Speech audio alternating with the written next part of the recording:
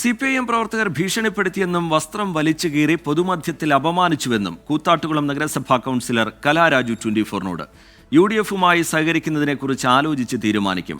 സ്ത്രീത്വത്തെ അപമാനിച്ചതിലടക്കം CPIM നേതാക്കൾക്കെതിരെ കേസെടുക്കണമെന്നും കലാരാജു ആവശ്യപ്പെട്ടു. CPIM DYFI നേതാക്കൾക്കെതിരെ ഗുരുതര ആരോപണമാണ് കലാരാജു ആവർത്തിക്കുന്നത്. CPIM ഏരിയ സെക്രട്ടറിയുടെ വിശദീകരണം തള്ളിയ കലാരാജു അവിശ്വാസ പ്രമേയത്തിൽ നിലപാടെടുത്ത് നഗരസഭയ്ക്കുള്ളിൽ കയറാൻ വന്ന തന്നെ വനിതാ പ്രവർത്തകരടക്കം വാഹനത്തിൽ വലിച്ചുകയറ്റുകയായിരുന്നുവെന്ന് പറഞ്ഞു.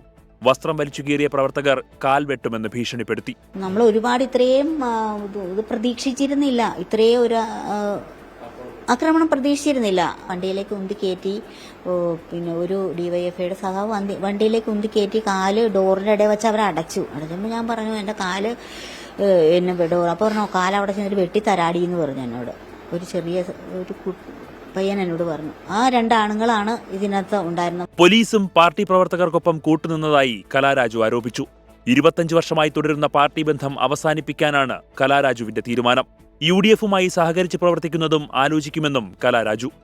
നമ്മൾ പരാതിയായിട്ട് മുന്നോട്ട് പോകാൻ തന്നെയാണ് ഞാൻ തീരുമാനിച്ചിരിക്കുന്നത്. നമ്മൾ 25 വർഷം പാർട്ടിയുടെ കൂടെ നിന്നിട്ട് ഒരു സുപ്രഭാതത്തിൽ നമ്മളെ പിന്നെ ഈ ഒരു ഇത്രയും ശാരീരികമായും പൊതുജന മധ്യത്തിൽ ഇത്രയും ഹരാസ് ചെയ്തപ്പോൾ നമുക്കതിനെക്കുറിച്ചൊന്ന് ആലോചിക്കേണ്ടിയിരിക്കുന്നു. നിലവിൽ മകളുടെ പരാതിയിൽ പോലീസ് കേസെടുത്തെങ്കിലും സ്ത്രീത്വത്തെ അപമാനിച്ചതിലടക്കം കൂടുതൽ വകുപ്പുകൾ ചുമത്തണമെന്നാവശ്യപ്പെട്ട് കേസ് കൊടുക്കാനാണ് നീക്കം. 24 കൊച്ചി.